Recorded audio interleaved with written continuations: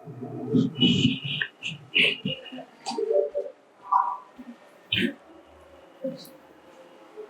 दोस्तों, आशा करती हूँ आप लोग बढ़िया होंगे।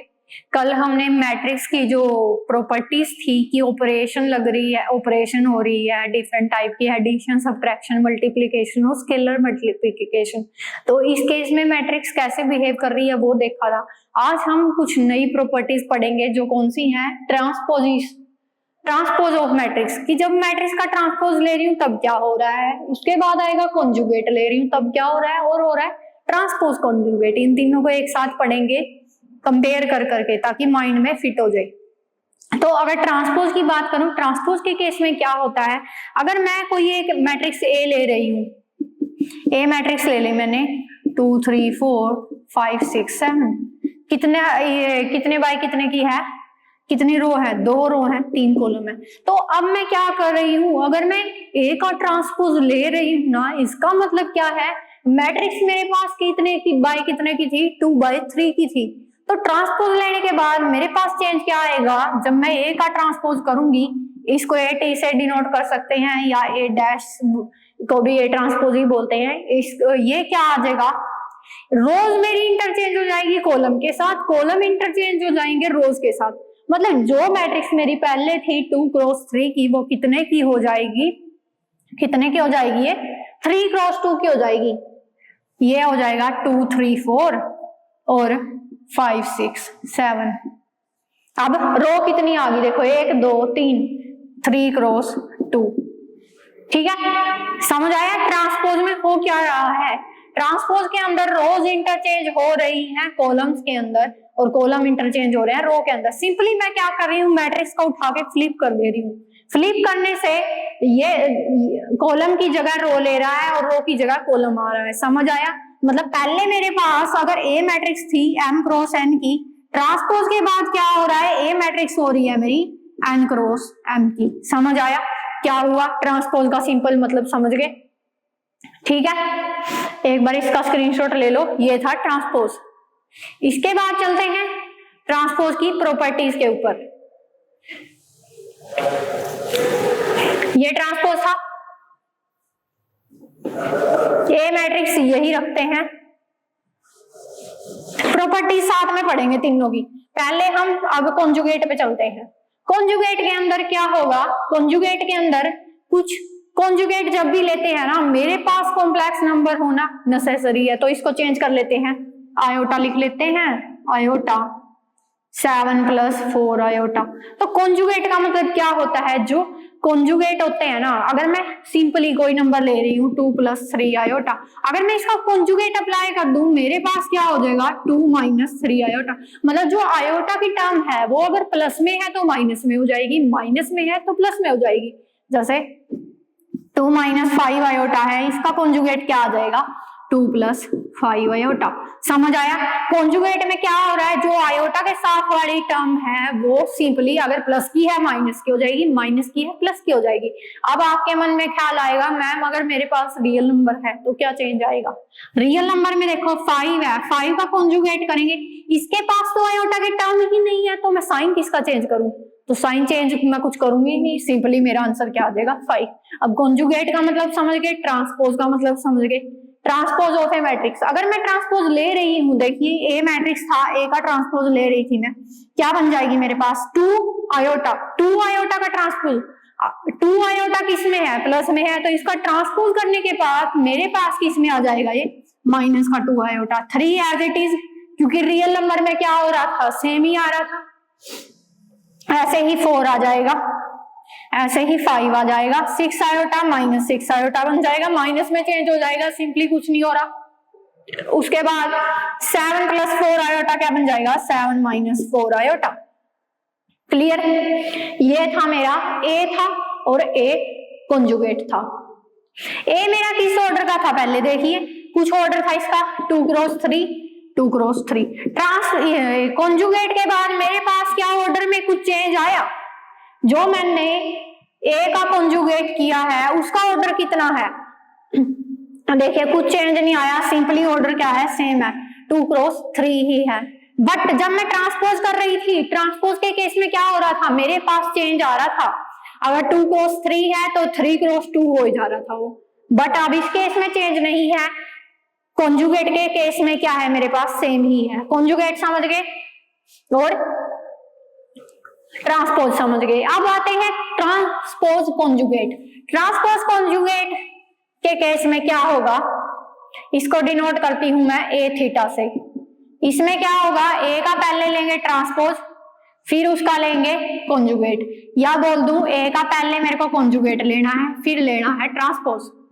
ट्रांसपोज को डैश से भी डिनोट कर सकते हो और टी से भी, ठीक है। तो ऐसे आ जाएगा। अब समझने की बात देखो, जब मैं ए थीटा निकालूंगी, देखो मैंने ए का पहले कॉन्जुगेट निकाल लिया, बट मेरे को निकालना क्या है, मेरे को निकालना है ट्रांसपोज कॉन्जुगेट। ए थीटा जब मैं निकालूंगी क्या होगा, पहले ट्रांसपोज, पहले मैंने ले लिया कॉन्जुगेट, फिर मैं ले लेती हूँ ट्रांसपोज, ठीक है। कॉन्जुगेट लेने के बाद मेरे पास ये मैट्रिक्स आई।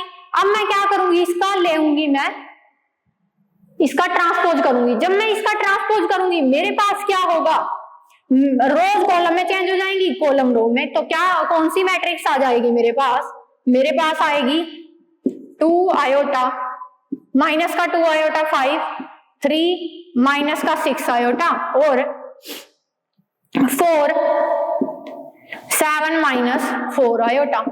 तो पहले मेरे पास ए मैट्रिक्स कैसी थी, 2 क्रॉस 3 की, ठीक है। कॉन्जुगेट लिया, कोई चेंज नहीं हुआ, 2 क्रॉस 3 की थी, बट जब ट्रांसपोज लिया क्या हो गई थी, 3 क्रॉस 2 की हो गई थी।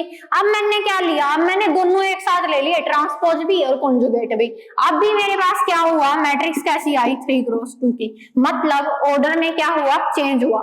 ट्रांसपोज कॉन्जुगेट लिया तब ऑर्डर में चेंज हुआ, ट्रांसपोज लिया तब ऑर्डर में चेंज हुआ, बट जब मैंने कॉन्जुगेट लिया ऑर्डर में चेंज नहीं हुआ। समझ आई बात। इस केस में क्या हुआ, जब ए मेरी कैसी थी, 2 क्रॉस 3 की थी, तो ए थीटा लेने के बाद मैट्रिक्स मेरी कैसी आ रही है, 3 क्रॉस 2 की।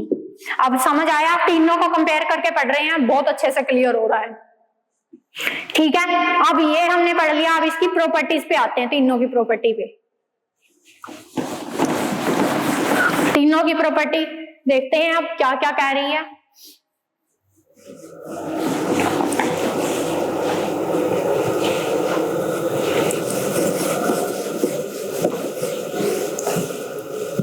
देखिए इसको क्या था, ए को ए टी से डिनोट कर रहे थे या ए स्टार से, ठीक है। कॉन्जुगेट में क्या था, ए के ऊपर सिंपली बार लग रहा था या कॉन्जुगेट लग रहा था, कॉन्जुगेट बोल दो या बार बोल दो, ए थीटा, इसको ए थीटा से डिनोट कर रहे थे, जो क्या था, कॉन्जुगेट ट्रांसपोज था, ठीक है। अब इनकी प्रॉपर्टीज पे चलते हैं। फर्स्ट प्रॉपर्टी क्या कह रही है कि अगर मैं ए का ट्रांसपोज ले रही हूं और फिर उसका ट्रांसपोज ले रही हूं, ठीक है, ट्रांसपोज को आपकी बुक में इसे डैश से डिनोट किया है, एक बार ट्रांसपोज लिया फिर दूसरी बार लिया, क्या आ जाएगा, सेम ही आंसर आएगा। देखिए हमने क्या ली थी, 2 3 4 5 6 7, कितनी बाय कितने की थी, 2 क्रॉस 3 की थी, है ना। जब मैं क्या करती हूं, जब मैं ट्रांसपोज लेती हूं, ए का ट्रांसपोज लेने पे मैट्रिक्स मेरी कैसी बन जाएगी, 3 क्रॉस 2 की बन जाएगी, है ना। फिर एक बार ट्रांसपोज लिया, एक बार और ट्रांसपोज लिया, मतलब ए ट्रांसपोज का ट्रांसपोज। इस बार मेरे पास क्या हो रहा है, जो 3 क्रॉस 2 की मैट्रिक्स थी ना, वो मेरी कैसी हो जाएगी, दोबारा फिर चेंज हो जाएगी, किसमें हो जाएगी, 2 क्रॉस 3 में। तो जो मेरे पास मैट्रिक्स आएगी वो सेम वही आएगी।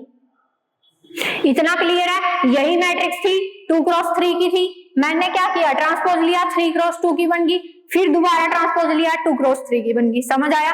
दोबारा फिर मेरे पास कौन सी मैट्रिक्स आ गई, वही मैट्रिक्स आ गई जो मैं पहले लेके चली थी। तो क्या आंसर आ गया मेरा, ए ही आया है। पहली प्रॉपर्टी क्लियर है, फर्स्ट वाले की फर्स्ट प्रॉपर्टी। अब चलते हैं दूसरे पे, इस पे सेकंड प्रॉपर्टी पे। सेकंड प्रॉपर्टी क्या कह रही है कि अब मैं अगर दो मैट्रिक्स का सम करती हूं, मैंने क्या किया, ए प्लस बी का किया ट्रांसपोज, तो मेरा क्या हो जाएगा, दोनों अलग अलग खुल जाएंगे। कि मैं अगर ए का ट्रांसपोज कर रही हूँ, बी का ट्रांसपोज कर रही हूँ, फिर ऐड कर रही हूँ, तो आंसर मेरा क्या आ रहा है, A transpose B transpose same आ रहा है, सेम आंसर आएगा। बेशक आप एग्जांपल लेके ऐड करके देख लेना, ये बहुत इजी प्रॉपर्टी है। नेक्स्ट आता है कि अगर मैं किसी स्केलर से मल्टीप्लाई कर दे रही हूँ ए मैट्रिक्स को और फिर ट्रांसपोज ले रही हूं तो क्या होगा, के मेरा स्केलर क्या करेगा, सेम रहेगा और ए पे क्या लग जाएगा, ट्रांसपोज, क्योंकि के क्या है, स्केलर है, वो ज्यादा से ज्यादा क्या चेंज कर लेगा, कुछ चेंज नहीं कर सकता, वो के एज इट इज बाहर आ जाएगा और ए मैट्रिक्स का ट्रांसपोज ए ट्रांसपोज में चेंज हो जाएगा। ठीक है, ये वाली प्रॉपर्टी। नेक्स्ट प्रॉपर्टी कह रही है कि मैं क्या कर रही हूं, ए की पावर एन कर दी मैंने और फिर उसका ले लिया ट्रांसपोज। ठीक है, ए की कोई पावर कर दी फिर उसका ले लिया ट्रांसपोज, या मैं क्या कर रही हूं, ए की कोई ए का पहले ट्रांसपोज कर दिया फिर उसकी पावर ले ली कुछ एन, तो मेरे पास क्या आएगा, सेम ही आएगा। देखिए ये थी 4 प्रॉपर्टी, इनमें कुछ चेंज नहीं हो रहा, सेम वही का वही आ रहा है।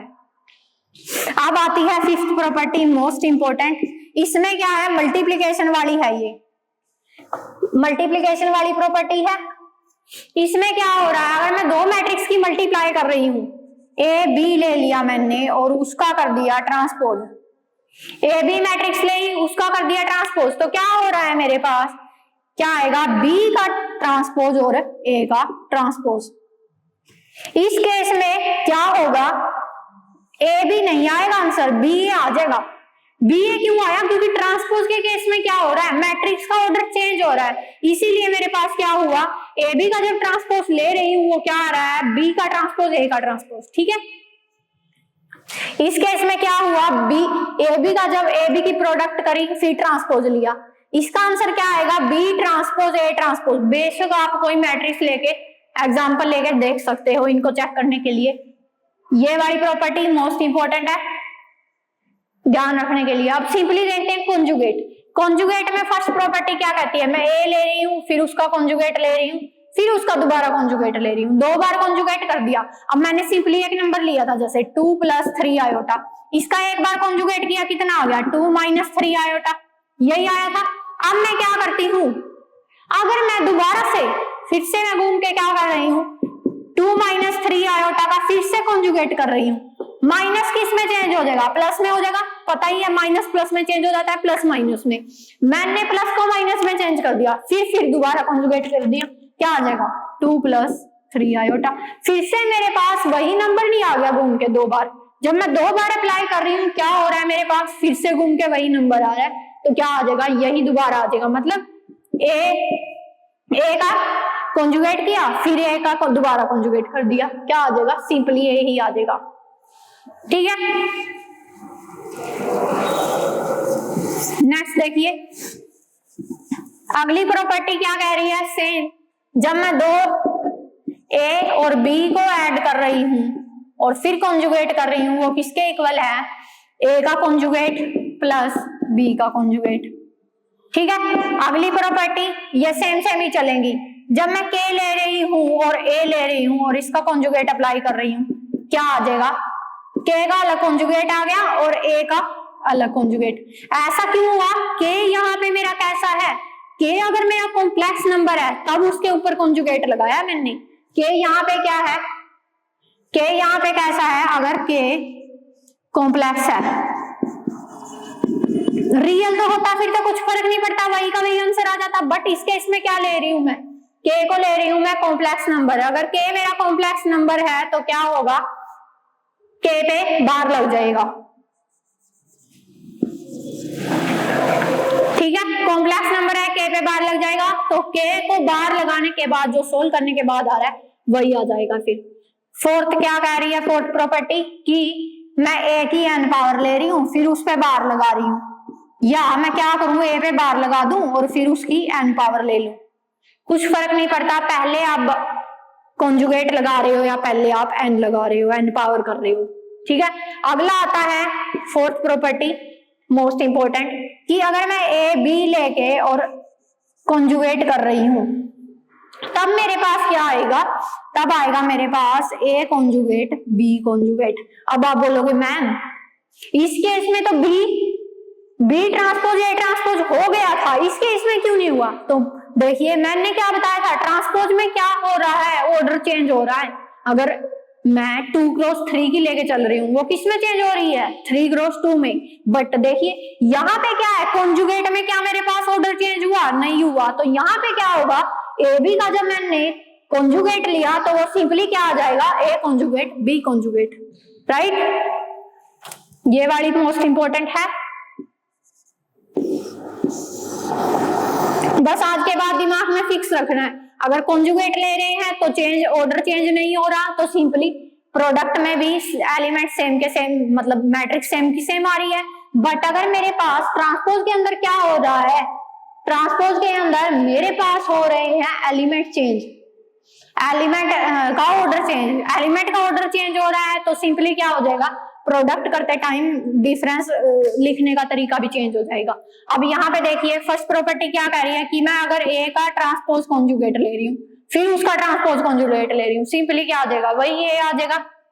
चाहे ट्राई करके देख लेना आप एक एग्जांपल लेके। दूसरा कह रहा है अगर ए प्लस बी है उसका ट्रांसपोज कॉन्जुगेट ले रही हूँ, वो क्या आ रहा है, A transpose conjugate plus B transpose conjugate, कुछ चेंज नहीं हो रहा।